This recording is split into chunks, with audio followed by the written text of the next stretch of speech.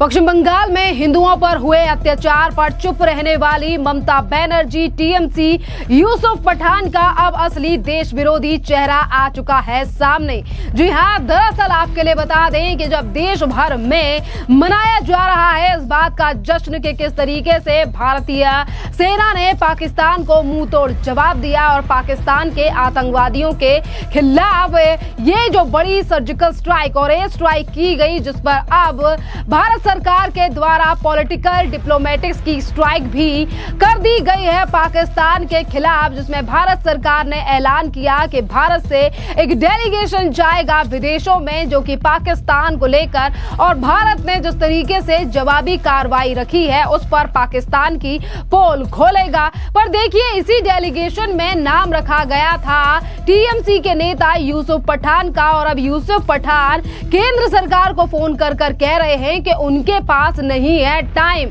ये वो लोग हैं जिनको देश की जनता ने, करोड़ों फैंस ने इतना ज्यादा प्यार किया, पर आज यूसुफ पठान ने बोले हैं जिस तरीके के बोल, और वो ये कह रहे हैं कि मेरे पास टाइम नहीं है, जिस पर अब लोगों का कहना है कि टाइम कैसे होगा, क्योंकि ये वही लोग हैं, ये वही यूसुफ पठान हैं, ये वही ममता बनर्जी हैं और ये वही टीएमसी हैं जो पश्चिम बंगाल में हिंदुओं के मामले को लेकर चुप रहे थे। I told earlier also, I think you are repeating the same question. I said that they cannot decide the name. If they request us, the mother party, the party will decide the name. This is the customary, this is the system. We are totally with the central government regarding external affairs policy, and we are fully supporting them. We don't have any hesitation to say that. Is it clear?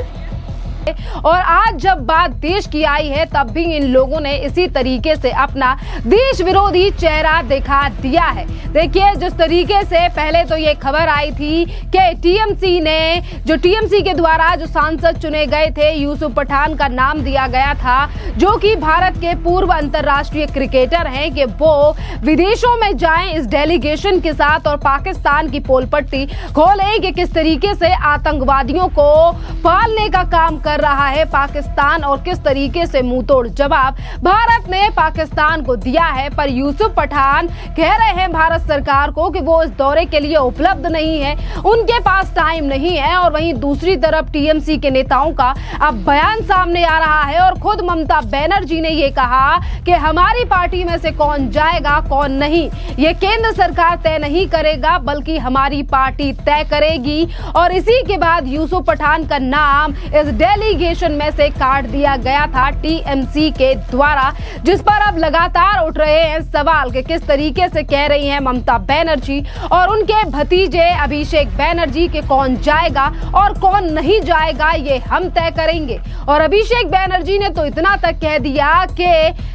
राष्ट्रहित में आतंकवाद का मुकाबला करने के लिए केंद्र सरकार जो भी फैसला लेगी, टीएमसी कंधे से कंधा मिलाकर उसके साथ खड़ी रहेगी। इसी के साथ वो कह रहे हैं कि हमें डेलीगेशन के साथ भेजे जाने से कोई समस्या नहीं है, हमारी पार्टी से कौन डेलीगेशन में जाएगा ये पूरी तरीके से हमारी पार्टी का फैसला है। और उन्होंने कहा कि केंद्र सरकार ये फैसला नहीं कर सकती कि किस पार्टी से कौन जाएगा। टीएमसी, डीएमके, कांग्रेस, आम आदमी पार्टी, समाजवादी पार्टी, किस पार्टी से कौन जाएगा, यहाँ पर ये पार्टी का जो यानी कि मेन नेता है वो तय करेगा और उनके राष्ट्रीय अध्यक्ष तय करेंगे, ना कि केंद्र तक सरकार तय करेगी कि किसको जाना है किसको नहीं। यानी कि देखिए, आज जिस तरीके से यूसुफ पठान का बयान हो या फिर कांग्रेस यानी कि अब चाहे फिर वो ममता बनर्जी का खुद का बयान हो, जो कि आज ये कह रही हैं कि केंद्र फैसला नहीं ले सकता है, हम फैसला लेंगे, चाहे फिर वो ममता बनर्जी के भांजे या भतीजे हो। देखिए,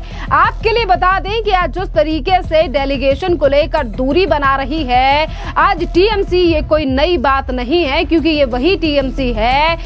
जो लगातार केंद्र के फैसलों पर सवाल उठाती है। और आज अगर केंद्र सरकार के द्वारा डेलीगेशन भेजा जा रहा है तो कहीं ना कहीं देश में जिस तरीके से आज माहौल है और लोग आज भारत सरकार विदेश में भी ये बताना चाहती है और इसीलिए ये डेलीगेशन भेजा जा रहा है कि किस तरीके से कार्रवाई भारतीय सेना के द्वारा की गई और किस तरीके से षड्यंत्र रचा गया पाकिस्तान के द्वारा। पर आज पाकिस्तान के खिलाफ भी बोलने के लिए तैयार नहीं है हैं ऐसे क्रिकेटर जिन्हें राजनीतिक पार्टियों ने अपने यानी कि राजनीतिक पार्टियों ने तो सीट दी ही, पर साथ ही इन पर जनता ने भी काफी ज्यादा भरोसा जताया। क्योंकि यहाँ पर हम बात कर रहे हैं यूसुफ पठान की, क्योंकि देखिए यूसुफ पठान की अगर हम बात करें तो भारत सरकार के ऑपरेशन सिंदूर के बाद कूटनीतिक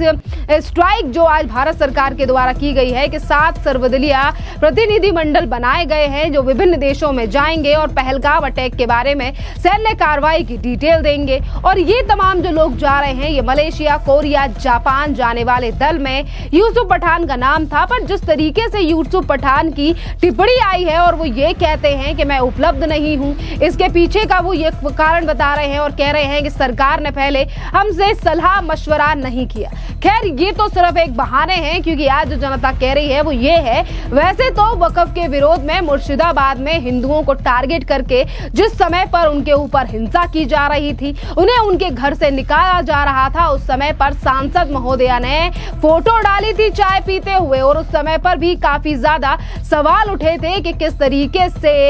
यही यूसुफ पठान जिन्हें जनता ने, पश्चिम बंगाल की जनता ने भरोसा किया, और जब बात उनके हितों की आई तो सांसद साहब ने कोई भी सवाल नहीं उठाया और सिर्फ वो अपनी मौज मस्ती में ही दिखाई दिए और उन्होंने एक भी सवाल नहीं किया। ना ही तो हिंदुओं की सेफ्टी को लेकर उनका कोई पोस्ट था और ना ही तो अब है। और यही तमाम चीजें जब सामने आ रही हैं जिस पर अब टीएमसी और ममता बनर्जी और यूसुफ पठान जैसे सांसदों का, पूर्व क्रिकेटरों का भी अब असली चेहरा सामने आ रहा है, जिस पर अब जनता ने भी सोशल मीडिया के माध्यम से अपनी राय देना शुरू कर दिया है। खैर यहाँ पर अगर बात की जाए भारतीय जनता पार्टी की, तो भारतीय जनता पार्टी के नेता प्रतिपक्ष शुवेंदु अधिकारी ने ममता बनर्जी के ऊपर हमला बोलते हुए कहा है कि ये तो हमें पता ही था कि ये लोग नहीं जाएंगे। सुनिए शुवेंदु अधिकारी का ये बयान। दादा, ये ऑल पार्टी डेलीगेशन तो जा रहा है एंटी टेररिज्म कंट्री पे देखने जा रहा है, जो उसमें